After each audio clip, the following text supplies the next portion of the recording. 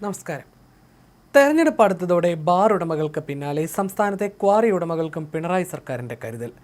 ഇതുവരെ കടുംപിടുത്തം നടത്തി അടച്ചിട്ടിരുന്ന ക്വാറികളെല്ലാം തുറന്നു പ്രവർത്തിക്കത്തക്ക വിധം വ്യവസ്ഥകൾ ഉദാരമാക്കി കൊടുക്കാനാണ് മുഖ്യമന്ത്രിയുടെ അധ്യക്ഷതയിൽ ചേർന്ന യോഗം തീരുമാനമെടുത്തിരിക്കുന്നത്. വ്യവസായ മന്ത്രി, റവന്യൂ മന്ത്രി, chief secretary doctor A Jayathilak, വ്യവസായ വകുപ്പ് additional chief secretary APM Muhammad Hanish, revenue വകുപ്പ് സെക്രട്ടറി MG രാജമാണിക്യം, പരിസ്ഥിതി വകുപ്പ് സ്പെഷ്യൽ സെക്രട്ടറി ശ്രീറാം സാംബശിവറാവുവും, ദുരന്ത നിവാരണ authority member secretary doctor Shekhar L Kuriakose, mining and geology director doctor K Harikumar എന്നിവരാണ് മുഖ്യമന്ത്രിയുടെ ചേംബറിൽ ചേർന്ന യോഗത്തിൽ പങ്കെടുത്തത്. റെഡ് സോൺ മാപ്പിംഗിൽ വന്നിട്ടുള്ള മാറ്റം മൂലം പൂട്ടിക്കിടക്കുന്ന ക്രഷർ, ക്വാറികൾ തുറന്നു പ്രവർത്തിക്കാൻ സാധിക്കാത്ത സാഹചര്യത്തിൽ ഖനന നിർമ്മാണ മേഖലകളിൽ വന്നിട്ടുള്ള പ്രയാസങ്ങൾ ചർച്ച ചെയ്യുന്നതിനായിട്ടാണ് യോഗം ചേർന്നതെന്നാണ് ഇത് സംബന്ധിച്ച മിനിറ്റ്സിൽ പറയുന്നത്.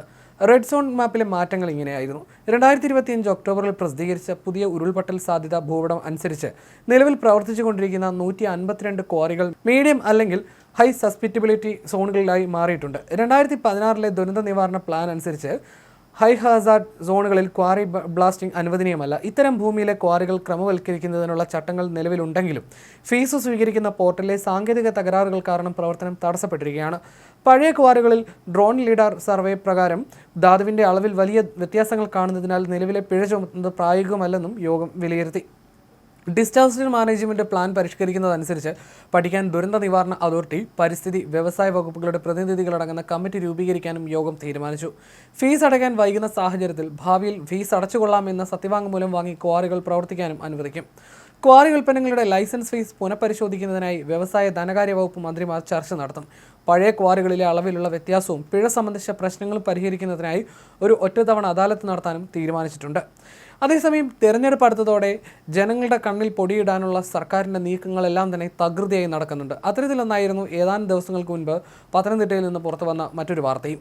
തെരഞ്ഞെടുപ്പ് പ്രഖ്യാപിക്കുന്നതിന് മുൻപ് ഉദ്ഘാടനം ചെയ്യാൻ വേണ്ടി തിരക്കെട്ട് നടത്തിയിരുന്ന ജനറൽ ആശുപത്രിയുടെ നിർമ്മാണ പ്രവർത്തനങ്ങളായിരുന്നു വിവാദത്തിലായത്.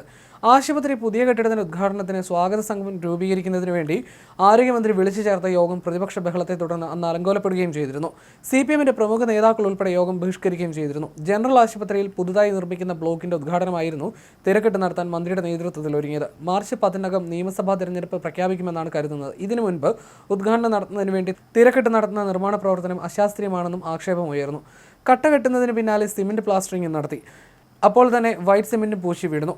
കട്ട കെട്ടി 11 മുതൽ 14 ദിവസം വരെ നനച്ചു കൊടുക്കണം. അതിനുശേഷം സിമന്റ് പ്ലാസ്റ്ററിംഗ് ചെയ്ത് വീണ്ടും 14 ദിവസം നനയ്ക്കണം. പിന്നീടാണ് വൈറ്റ് സിമന്റ് അടിക്കേണ്ടത്. എന്നാൽ ഇവിടെ ഇതെല്ലാം ഒറ്റ ദിവസം തന്നെ ചെയ്തതായിരുന്നു വിവാദത്തിലായത്. 2 കരാറുകാരാണ് നിർമ്മാണ പ്രവർത്തനം എടുത്തിരുന്നത്. ഇതിൽ ഒരാൾ അശാസ്ത്രീയ നിർമ്മാണത്തിന് വിസമ്മതിച്ചുവെന്നായിരുന്നു വാർത്ത വന്നത്. അടുത്തയാൾ ഭയന്ന് ഈ വിധം തുടരുകയായിരുന്നു. ഇതായിരുന്നു ഏറെ വിവാദമായി മാറിയതും. ഇത്തരത്തിൽ തെരഞ്ഞെടുപ്പ് അടുത്തതോടെ ജനങ്ങളുടെ കണ്ണിൽ പൊടിയിട്ട് സർക്കാർ നടത്തുന്ന നീക്കങ്ങളും പലയിടങ്ങളിലും തകൃതിയായി നടക്കുന്നുണ്ട്.